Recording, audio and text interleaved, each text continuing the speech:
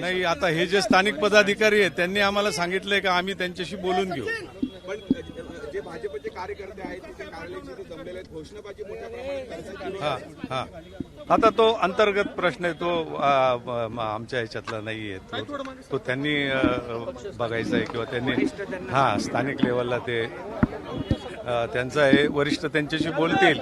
आम्ही वरिष्ठांशी बोललोय, त्यांनी आम्हाला होकार दिला आहे, त्यांनी बोलवलंय, त्याच्यामुळे आम्ही प्रवेश करतोय. पण महाराज आपण इतके वर्ष काँग्रेसमध्ये होता, वर्ष काँग्रेसमध्ये काम केलेलं आहे, अचानक भाजपमध्ये जाण्याचं का निर्णय? अनेक म्हणजे आता 3-4 पिढ्या झाल्या. तर काँग्रेसची धुरा समर्थपणे जुन्या नाशकात गेली अनेक वर्ष आम्ही सांभाळली. परंतु आजची परिस्थिती बघता सध्या जे म्हणजे मी असं कोणावर आरोप करणार नाही, परंतु ह्या परिस्थितीला गेली अनेक वर्ष मी सूचना करतोय. कारण की त्या पक्षामध्ये माझं 2-2, 3-3 पिढ्या गेलेल्या असल्यामुळे मी कायम तिथल्या पदाधिकाऱ्यांना समजवायचा, सांगण्याचा प्रयत्न केला. परंतु त्याच्यामध्ये कुठलाही बदल नाही झाला. आज तो म्हणजे पक्ष क्षीण झाल्यामुळे मलाही वेदना होत आहेत का ते अशा वेळेस क्षीण झालेल्या पक्षाला उभारी देण्याचं काम तुमचं आहे. तुम्ही म्हणता माझ्या 3-3 पिढ्या गेलेल्या आहेत. हो, अशा वेळेस भाजपमध्ये येतात पक्षाला मार्गावर सोडून पक्षाला अजिबात नाही. काय जे स्थानिक पदाधिकारी आहेत, हे स्थानिक पदाधिकारी गेले अनेक वर्ष म्हणजे आत्ता सुद्धा शेवटच्या क्षणापर्यंत मी त्यांना समजवलं का तुम्ही निर्णय घेताना पूर्वीची परिस्थिती वेगळी होती, परंतु आजची परिस्थिती ही पक्ष क्षीण झालेला आहे. कार्यकर्त्यांना सगळ्यांना विश्वासात घेतलं पाहिजे, पदाधिकाऱ्यांना विश्वासात घेतलं पाहिजे. गेली अनेक वर्ष जे लोक काम करतायत त्यांना तुम्ही घरी बसवलंय, त्यांना जर विश्वासात घेतलं नाही तर पक्ष वाढेल कसा? आज आपल्याकडे उमेदवार नाही आहेत तरी सुद्धा ह्या लोकांनी त्याकडे दुर्लक्ष केलं आणि त्याच्यामुळे आपल्याला हा निर्णय घ्यावा लागला. प्रवेशाला एवढा प्रचंड विरोध होतो आहे. तुम्ही ज्यांच्या विरोधात निवडणूक लढलेले होते ते सर्व उमेदवार इथे आहेत, त्यांचे कार्यकर्ते इथे आहेत, तुम्हाला प्रवेश देऊ नये अशी त्यांची मागणी आहे. बरोबर आहे ना. म्हणजे ज्या परिसरामध्ये मी राहतो तिथं गेली अनेक वर्ष म्हणजे बीजेपीचा बेस असलेली पूर्वीपासूनची जी लोक होती तर ती तिथं आहेत. परंतु माझं काम, मी तिथं करत असलेलं सर्व कार्य म्हणजे गेली 60-70 वर्ष 80 वर्ष माझ्या वडिलांपासून, माझ्या मोठ्या भावापासून आणि मी स्वतः सुद्धा त्या लोकांसाठी काम करतो. आणि म्हणून ते लोक पक्षविरहित कुठलाही विचार हे न करता माझ्या पाठीशी उभे राहतात आणि त्याच्यामुळे दरवेळेला मला ते मदत करतात. आणि त्या याच्यावर आजपर्यंतची माझी वाटचाल आहे. आज त्या सर्व लोकांना मनापासून बरं वाटतंय का प्रवाहामध्ये पुढची जी पिढी आहे तर असंच जर चालू राहिलं तर त्यांची कामं होणार नाहीत आणि त्यामुळे हा निर्णय मला घ्यावा लागला. हो, तो त्यांचा मात्र ते तिथे बाहेरच उभे आहे. या सगळ्यामुळे एक पोलीस बंदोबस्त होऊ शकतो. पोलिसांचा बंदोबस्त देखील लावण्यात हा आता पक्षाचं एकंदरीत आता तो त्यांचा अंतर्गत प्रश्न आहे, तो त्यांनी बघावा बा असं. पण बंदोबस्तामध्ये प्रवेश होतोय सगळा पूर्ण. हो हो हो हो हो आता तो ते समजवतील सगळ्यांना. आमदारांशी तुमची चर्चा झाली होती प्रवेशाआधी? ते पदाधिकाऱ्यांनी आम्हाला जे बोलवलं म्हणजे नाशिक शहरातले जेवढे पदाधिकारी आहेत बऱ्यापैकी पालकमंत्री आहेत या सगळ्यांशी बोलूनच आम्ही प्रवेश करतोय ना. कोणाचा होता? मंत्री सगळ्यांचा निरोप होता आम्हाला. पक्ष पदाधिकारी कसं बोलले तुम्ही? आम्ही पालकमंत्र्यांशी बोललो, शहर अध्यक्षांशी बोललो, इथं जे निवडणूक प्रमुख आहे त्यांच्याशी बोललो, आमदारांशी असतील त्यांचं मला विश्वासात घेतलं नाही. आम्ही त्यांच्याशी बोललोय. म्हणजे असं काही नाही, सर्व लोक एका वेळेस हजर असताना बोललोय. म्हणजे मी काही वेगळं बोलतो किंवा वेगळं सांगतो अशातला अजिबात भाग नाही. म्हणजे जे घडलंय ते मी सांगतोय आणि ते तिथं सगळ्या लोकांसमोर घडले, त्याच्यामुळे त्याला काही हे नाही. बाकी प्रवेशानंतर राहू दे.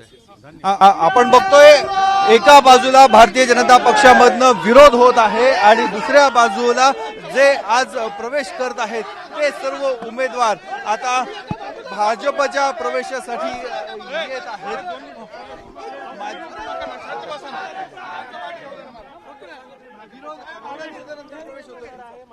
निश्चितच या प्रवेशासंदर्भात स्थानिक पातळीवरती त्याचप्रमाणे प्रदेश पातळीवरती चर्चा झालेली आहे आणि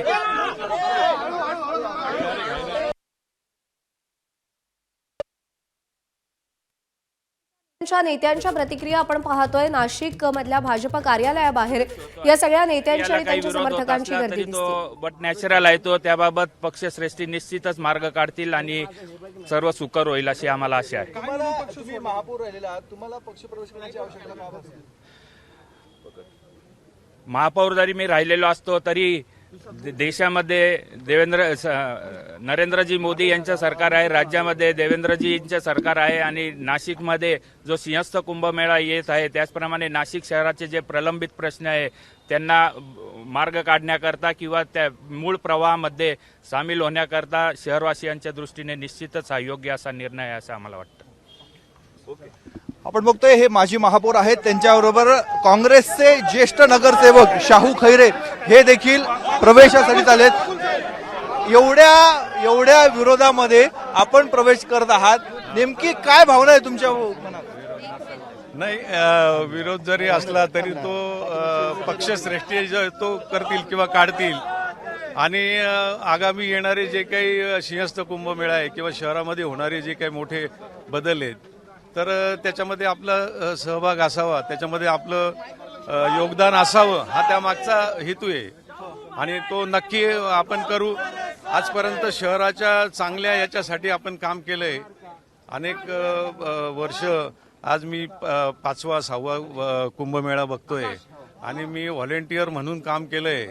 त्यामुळं आगामी हा जो सिंहस्थ कुंभमेळा आहे याच्यात सुद्धा चांगलं काम करायला मिळावं. स्थानिक आमदार ज्या आहेत देवयानी फरांदे, त्यांचा प्रमुख विरोध आहे. हा, आता इतर जे पदाधिकारी आहेत किंवा जे पक्षप्रमुख आहेत ते त्यांच्याशी बोलतील, कारण की त्यांनी आम्हाला जर बोलवले तर ही जबाबदारी संपूर्ण पक्षाची आहे. आमच्या पक्षप्रवेशाच्या वेळेला आम्हाला बोलवताना सर्व पक्षाचे जे प्रमुख पदाधिकारी होते ते सगळे हजर होते. त्याच्यामुळं तो त्यांचा अंतर्गत मंत्री गिरीश महाजन यांचं तुमचं काही चर्चा झाली होती या प्रवेशाबाबत? हो, झाली ना. आम्ही त्यांना विचारूनच प्रवेश करतोय आज. पण मग आता एवढा सगळा गोंधळ बघता हा प्रवेश झाला पाहिजे असं आपल्याला वाटतं की काही चुकीचा निर्णय आपण घेतोय असं वाटतं? नाही, अजिबात नाही. हा प्रवेश करण्यासाठीच आलोय, पूर्ण विचार करून आलोय आणि याच्यामधनं चांगलं घडेल आणि शहरामध्ये चांगलं काम उभं राहील याचं मी ग्वाही देतो. अनेक टर्म तुम्ही नगरसेवक राहिलेला आहात आणि अशा वेळेस तुम्हाला काँग्रेस सोडावी लागते, काय नेमकं घडलं? नाही, आज काय झालंय मी सांगितलं ना मग का गेली अनेक वर्ष ज्या सूचना मी करतोय जे पक्ष संघटना वाढण्यासाठी, तर त्या सूचनेचं पालन न झाल्यामुळे आज पक्ष क्षीण झाला आहे आणि त्याच्यामुळे हा निर्णय प्रमुख लोकांना घ्यावा लागतोय. भाजपकडनं काय आश्वासन मिळालंय? कुठलंही नाही आश्वासन, काही नाही. पक्षामध्ये येऊन ज्या वेळेला आम्ही निवडून येऊ आणि प्रवाहामध्ये येऊ त्यावेळेला आमच्या सिनियरिटीचा विचार करून ते आम्हाला योग्य न्याय देतील. सिनियरिटीचा विचार करून पक्ष योग्य तो निर्णय घेईल असं शाहू खैरे म्हणत आहेत. एका बाजूला शाहू खैरे आणि त्यांचे सर्व समर्थक हे भारतीय जनता पक्षाच्या कार्यालयाकडे निघालेले आहेत. जय श्रीरामच्या घोषणा देखील शाहू खैरे यांचे कार्यकर्ते देत आहेत. तर पुढच्या बाजूला आपण बघितलं भारतीय जनता पक्षाचं कार्यालय जिथे आहे त्या भाजपच्या कार्यालयाच्या बाहेर आता भाजपचे निष्ठावान कार्यकर्ते हे आता जमलेले आहेत. इकडनं देखील आता घोषणाबाजी होत आहे. दोन्ही बाजूने एक प्रकारचं घोषणा युद्ध हे सुरू झालेलं आहे. त्यामुळे आता हा नेमका प्रवेश सोहळा कसा होतो हे बघणंही तेवढंच महत्त्वाचं आहे. पुढच्या बाजूला आपण बघितलं हे माजी महापौर विनायक पांडे यांचा हा इथे ते आपली प्रतिक्रिया देत आहेत. पुढच्या बाजूला जर बघितलं तर मोठ्या प्रमाणामध्ये पोलिसांचा बंदोबस्त आहे. पोलिसांनी इथे पोलिसांची एक भिंतच अशी तयार केलेली आहे. सर्वजण रॅपिड फोर्सचे त्याचबरोबर इथल्या स्थानिक पोलीस स्टेशनचे सर्व पोलीस कर्मचारी आहेत, पोलीस अधिकारी देखील इथे जमलेले आहेत. आणि इथे मागच्या बाजूला जर आपण बघितलं तर भारतीय जनता पक्षाचं हे कार्यालय आहे आणि ह्या कार्यालयाच्या बाहेर आता तर ही दृश्य सध्या आपण पाहतोय नाशिक मधली. तर राज आणि उद्धव युतीनंतरही गळती कायम राहिलेली आहे. यतीन वाघ माजी महापौर नाशिकचे शिवसेनेतून भाजपत येत आहेत. विनायक पांडे माजी महापौर नाशिकचे शिवसेनेतून भाजपत येत आहेत. सुधाकर तानबोळी हे माजी सिनेट सदस्य आहेत, ते मनसेतून भाजपत येत आहेत. तर सुमित खांबेकर हे जिल्हाध्यक्ष आहेत, मनसेतून शिंदेंच्या शिवसेनेमध्ये ते प्रवेश करत आहेत. एबीपी माझा, उघडा डोळे बघा नीट.